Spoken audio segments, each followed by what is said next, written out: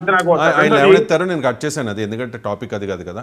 ఈ పొత్తుల విషయం మనం మాట్లాడదాం ఇప్పుడు. ఓకే, మీరు చెప్తున్నారు బడుగు బలహీన అణగారిన వర్గాల రాజ్యాధికారం అని మీరు చెప్తున్నారు. మరో పార్టీ యాక్టివ్గా లేదు కాబట్టి, మరో నాయకుడు ఉండడు కాబట్టి, పవన్ కళ్యాణ్ గారు ఆప్షన్గా కనిపిస్తున్నారు కాబట్టి ఆయన ముఖ్యమంత్రి అవ్వాలనేది మీ ఆశ.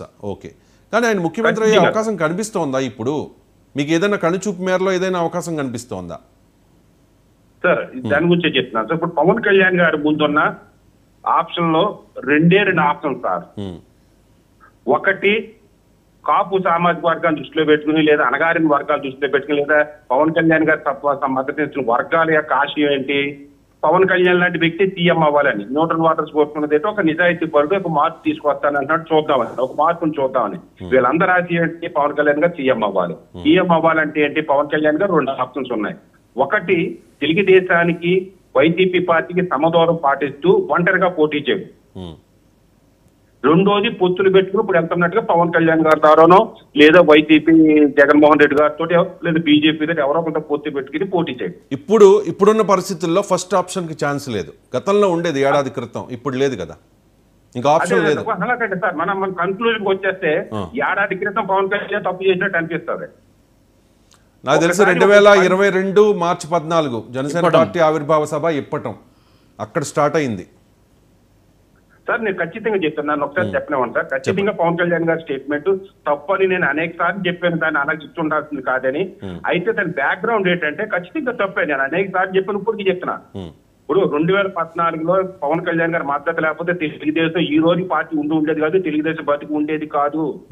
2019లో వైసీపీ చేసిన ఆరోపణలే పకడ్బందీగా జనసేన పార్టీ ఎదుర్కొని ఉండి విమర్శల్ని తట్టుకుని నిలబడి ఉంటే ఇవాళ జగన్మోహన్ రెడ్డి సీఎం అయి ఉండేవాడు కాదు, తెలుగుదేశం పార్టీ ఉండేది కాదు.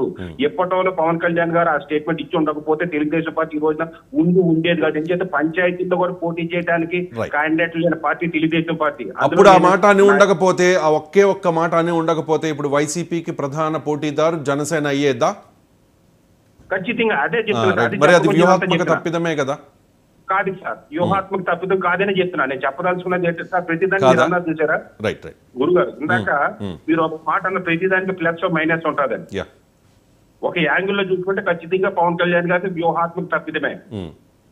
అయితే జగన్మోహన్ రెడ్డి గారి లాంటి ఒక వ్యక్తిని, లేదా వైసీపీ లాంటి ఒక బలమైన పార్టీ 151 సీట్లు ఉన్న ఒక వ్యక్తిని ఉమ్మడిగా పోటీ చేస్తే గెలిపించే సత్తా మనకు ఉందా లేదా? రెండోది, ఇక అణగారిన వర్గాల నుంచి తీసుకురావాలి సార్. ఈ అణగారిన వర్గాలకి ఆ సత్తా లేదు. ఇప్పుడు పవన్ కళ్యాణ్ గారికి ఫండింగ్ చేసే కార్పొరేట్స్ ఎవరు లేరు. ఉన్నా ఒక వర్గాలు 4-5 ఉన్నా అలా వైసీపీకి తెలుగుదేశానికి చేస్తారు, కానీ జనసేన పార్టీ నుంచి వెళ్తే టీ కూడా ఎవరండి, తలుపులు తీసుకుని లోనికి రమ్మని 10 రూపాయలు కూడా టీ కూడా ఎవరు డబ్బులు మధ్య ఇవ్వలేరు.